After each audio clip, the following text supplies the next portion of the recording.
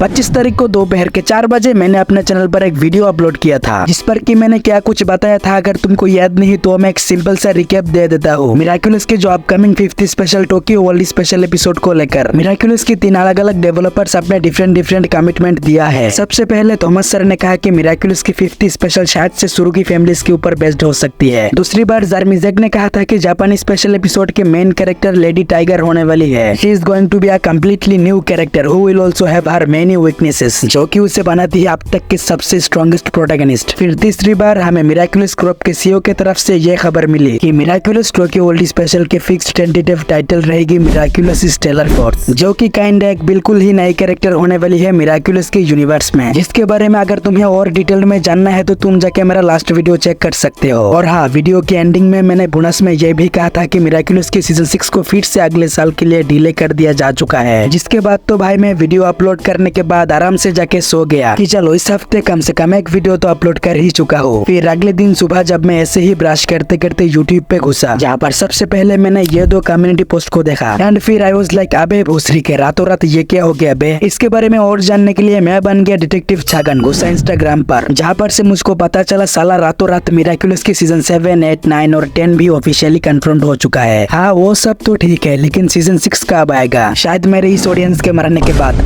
बात करो ये खबर सच है या झूठ, ये जानने के लिए मैं फिर से घुस गया ट्विटर पे सीधा मिराक्युलस के ऑफिशियल इन्फ्लुएंसर जस्ट ब्लू के ट्विटर हैंडल पर, जहाँ पर से मुझको मिला एक यूट्यूब वीडियो का लिंक, जो कि मुझे सीधा लेकर गया उनके यूट्यूब चैनल पर, जहाँ पर से मैंने सबसे पहले इस वीडियो को देखा। एंड गेस व्हाट, वहाँ पर की इंटरव्यू चल रहा था जस्ट ब्लू, जर्मीजेक और एक अननोन बंदे के बीच। ये अननोन बंदा कौन है और इस पूरे इंटरव्यू के अंदर उन तीनों के बीच क्या बातचीत हुई है, इन सारे के सारे टॉपिक्स के बारे में हम लोग आज के वीडियो में खोल के डिस्कस करने वाले हैं। तो चलो फिर मेन वीडियो को स्टार्ट किया जाए। क्या कहा, इंट्रो में ही 2 मिनट खत्म हो गया। तो अपना इंटरव्यू स्टार्ट होने से पहले कुछ फॉर्मेलिटी टाइप की चीजें दिखाई जाते हैं, मतलब कि जिस लोकेशन पे उन लोगों को इंटरव्यू के लिए इनविटेशन दिया गया था, और यह शायद से अपना वही लोकेशन होगा जिसे मिराक्युलस के सीरीज के अंदर ड्रेवन म्यूजियम के नाम से इंट्रोड्यूस किया गया था। मुझे एग्जैक्टली पता तो नहीं, लेकिन शायद से वही हो सकता है। यहाँ पर बेसिकली अपना जर्मीजेक और म्यूजियम के ओनर के बीच एक बड़े लेवल की कोलैबोरेशन की बातचीत हो रही है विथ मिराक्युलस एक्स ओलेंस की, जो कि इस बार यहाँ पर कुछ बड़ा करने वाले हैं, मतलब कि सच में कुछ बहुत ही बड़ा। एक बार के लिए तुम जरा इस एक्शन फिगर को तो देखो, मतलब कि कितना बढ़िया है ये। एंड ऑल्सो इसको बनाने का तरीका भी मेरे को काफी बढ़िया लगा। देख के ना ऐसे अंदर से फील होता है कि देखो इसको बोलते हैं ट्रू आर्ट, और मैं सच्ची में ऐसा एक खरीदना चाहता हूँ दिल से। अभी तो नहीं, लेकिन अगर सही से चैनल ग्रो होता है देन आई प्रॉमिस मैं तुम लोगों को मिराक्युलस की हिस्ट्री के अंदर अब तक के सबसे बेस्ट सेटअप करके दिखाने वाला हूँ। एनीवेज आगे इसी म्यूजियम के अंदर ही उन लोगों के बीच असली इंटरव्यू की स्टार्ट होती है, जहाँ पर सबसे पहले जर्मीजेक से सवाल किया जाता है उनका मिराक्युलस के अंदर अपना फेवरेट एपिसोड कौन सा है, जिसके जवाब में जर्मीजेक कहता है मेरा फेवरेट एपिसोड है स्टॉर्मी वेदर। इसीलिए नहीं कि ये मिराक्युलस की फर्स्ट एपिसोड था, because this is the perfect representation of the anime who meets the American parents their Japanese super powers. There is the typical transformation between the good guy who becomes bad because has bad emotions in him because quite simply wanted to be loved and behind it it's very iconic, it's very powerful in colours and it take place. तो हाँ, ये सारे शब्द मेरे नहीं है, इसको तुम जर्मीजेक की तरफ से एक छोटा सा मैसेज कह सकते हो कि ये अपनी खुद की सीरीज उनके लिए असल में क्या मायने रखते हैं, जो कहना एक डायरेक्टर, प्रोड्यूसर और ऑथर के लिए सच में बहुत मुश्किल होता है। खैर इन सब के बाद अगर हम लोग फिर से इंटरव्यू पर बैक करें तो यहाँ पर जर्मीजेक से पूछा जाता है what about future of Miraculous universe. इसके जवाब में जर्मीजेक ने जो कहा वो सुन के लिटरली मेरा दिमाग फट गया। मेरा मतलब कि ऐसा कैसे हो सकता है भाई, अब तक तो मिराक्युलस का सीजन 6 ही नहीं आया, तो ऐसे ही मुंह पर कैसे बोल दिया कि मिराक्युलस की सीजन 6 से लेकर सीजन 7, 8, 9 और 10 तक लाइसेंसरी बाउंड्री जा चुका है। फिर इतना सुनने के बाद मेरे खाली दिमाग में एक थॉट आया कि भाई यार इस एक पर्टिकुलर लड़की को लेकर और कितना ज्यादा मिल करने वाले हो तुम लोग। I know this sound was very wrong but anyway मैं ये सुन के काफी खुश हुआ था। इसलिए नहीं कि अगले 5-6 साल के लिए एक्स्ट्रा फैन सर्विस मिलने वाली है, इसलिए क्योंकि अगले 5-6 साल के लिए एक्स्ट्रा कंटेंट मिलने वाली है। खुद को एक्सपोज कर रहा हूँ क्या? लेकिन चाहे जो भी हो, जर्मीजेक आगे डीपली क्लियर करते हुए कहता है मिराक्युलस के यूनिवर्स को लेकर उनके जो भी फ्यूचर प्लान्स है वो कभी रुकने ही नहीं वाला, क्योंकि जर्मीजेक चाहता है मिराक्युलस सीरीज को अभी के जनरेशंस प्लस आगे के जनरेशंस, इसके भी आगे के जनरेशंस, हर दूसरे जनरेशंस इसको एक अलग ही वे में विटनेस कर सके, ताकि हर कोई मिराक्युलस सीरीज को लेकर अपने दिल में एक अलग ही जगह बना कर रखे। और इसी एक बात से तुम आसानी से अंदाजा लगा सकते हो कि जर्मीजेक आखिर कहना क्या चाहता है। मिराक्युलस सीरीज यहाँ पर उसी पर्टिकुलर चीज को फॉलो करने वाली है, जिस एक पर्टिकुलर चीज को फॉलो करते हुए ड्रैगन बॉल और नारुतो जैसे एनीमे अभी तक आगे बढ़ रही है। इवन कि किसी इंटरव्यू के अंदर ज़र्मीज़ेग ने यह तक कह दिया है कि चाहे कुछ हो या ना हो, लेकिन इतना तो पक्का है कि मिराक्युलस सीरीज कम से कम 2030-31 तक कंटिन्यूअसली चलता ही रहेगा। और अगर हो सके तो इस कार्टून सीरीज को ड्रैगन बॉल की तरह generation to generation pass on करते हुए जाएंगे। और सिर्फ इतना ही नहीं, जब 8-9 महीने पहले अकीरा तोरियामा सेंसे की डेथ हुई थी, उस टाइम पे ज़र्मीज़ेग अकीरा तोरियामा सेंसे को स्पेशली मेंशन करते हुए अपने दिल की गहराई से कुछ शब्द कहा था अपनी एक इंस्टा पोस्ट के थ्रू। मैं बचपन से ही अकीरा तोरियामा के शानदार कामों को देखते हुए बड़ा हुआ हूँ। गोकू और उसके दोस्तों से मैंने अपनी जिंदगी में बहुत कुछ सीखा है। इन सब के बीच पता नहीं कब देखते ही देखते ये मेरे लिए हर दिन का एक हिस्सा बन चुका था। गोकू के वजह से मैंने सीखा खुद को कैसे संभाला जाता है, खुद को कैसे बदला जाता है। हर बुरे वक्त पर मुझे इसने कैसे अटूट रहता है ये सिखाया। ना सिर्फ अपनों से बल्कि अपने दुश्मनों से भी कैसे प्यार करते हैं ये सिखाया। और सिर्फ ड्रैगन बॉल एनिमे के वजह से ही मैंने मार्शल आर्ट्स और एनिमेशन में कदम रखा था। और ये बात मैं बिना किसी हेजिटेशन से कह सकता हूँ। अगर मैं अकीरा तोरियामा से इन्फ्लुएंस ना होता तो कभी मिराक्युलस सीरीज नाम का कुछ एग्जिस्ट ही नहीं करता। लेकिन जब मैंने उनके डेथ की खबर सुना, ऐसा लगा मानो मेरे दिल के अंदर से एक बहुत ही अहम हिस्सा गायब हो चुका है। लेकिन फिर भी मैं ये सारे इमोशंस को भुलाकर उसी रास्ते पे हमेशा चलना चाहूंगा जिस रास्ते पे चलना मैंने आपसे सीखा है। And thank you so much Akira Toriyama sensei, आप मेरे दिल में हमेशा जिंदा रहेंगे। देख लिया, इसी को ही कहते हैं ट्रू स्ट्रॉन्ग फैन होना। ऐसा बिल्कुल भी नहीं है कि सिर्फ ज़र्मीज़ेग ही ऐसा सोचता है, बल्कि उनके तरह हर किसी दूसरे ड्रैगन बॉल फैन का यही कहना था। मैं ये जानता हूँ बिकॉज मैं भी तो बचपन में ड्रैगन बॉल देखते हुए ही बड़ा हुआ था। खैर, शायद से मैं अपने इमोशंस को सही से काबू नहीं कर पा रहा। फिर आगे इंटरव्यू में ज़र्मीज़ेग से एक लास्ट क्वेश्चन के थ्रू पूछा जाता है, please talk something about the Miraculous awakening movie 2।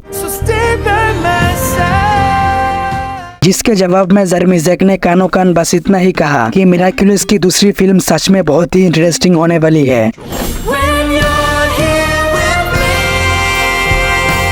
हाँ, मिराक्युलस की मूवी 2 को लेकर ज़र्मीज़ेग ने बस इतना ही कहा है कि ये सच में बहुत ही इंटरेस्टिंग होने जा रही है, जो कि जाहिर सी बात है, द अवेकनिंग मूवी 2 तो 2027 को आने वाली है ना, तो अभी से ही इसको इतना हाईलाइट करने की जरूरत ही क्या है। सो ओवरऑल इस मूवी को लेकर अभी तक ज्यादा चीजें तो रिवील नहीं हुई है, लेकिन ऊपर से कुछ चीजें दिखाया जरूर है। जैसे कि पहली बार जब ज़र्मीज़ेग अपनी इंस्टा स्टोरी पे ये वाला फोटो लगा के मिराक्युलस 2 मूवी का टाइटल अनाउंस किया था, और फिर दूसरी बार इसी टाइटल के साथ पता नहीं कहां से एक काला बिल्ला को चिपका दिया। बता सकते हो ये कौन है, बैटमैन या फिर ब्लैक पैंथर? दोनों में से कोई नहीं। यह शायद से किसी ऑल्टरनेट टाइमलाइन या फिर किसी दूसरे डायमेंशन से होगा। तुमने देखा ही होगा मिराक्युलस की वर्ल्ड पेरिस वाला स्पेशल एपिसोड के अंदर, उसमें क्लानोर के कैसे अजीब से बाल थे। अगर बाई चांस ऐसा हुआ कि किसी ऑल्टरनेट टाइमलाइन के कैट नोयर को वो लोग फिर से दिखाने वाले हैं मिराक्युलस की मूवी के अंदर, तो ये समझ लेना कि मिराक्युलस की मूवी और सीरीज में क्रॉसओवर होने में ज्यादा टाइम नहीं बचा। तो इस वीडियो को पूरा देखने के बाद तुम आराम से जाके मिराक्युलस की फ्यूचर को इमेजिन कर सकते हो कि जैसे जैसे समय बीतता जाएगा तुम्हारे सारे फेवरेट कैरेक्टर्स भी बड़े होते जाएंगे, उनकी शादी होनी है, उनके बच्चे होने हैं, और फिर उनकी नाती पोती। अब इतना भी आगे नहीं बढ़ना था। एनीवेज मिराक्युलर्स, आई होप सो कि तुम लोगों को ये वीडियो अच्छा लगा होगा। अगर हाँ तो हल्के से लाइक वाला बटन को दबा देना, और हाँ कभी कभार कुछ मजेदार कमेंट्स किया करना, मैं तुम्हारे हर कमेंट्स रीड करता हूँ। ऑल्सो हम मिलेंगे नेक्स्ट एपिसोड में, तब तक के लिए stay connect of my Miraculous universe.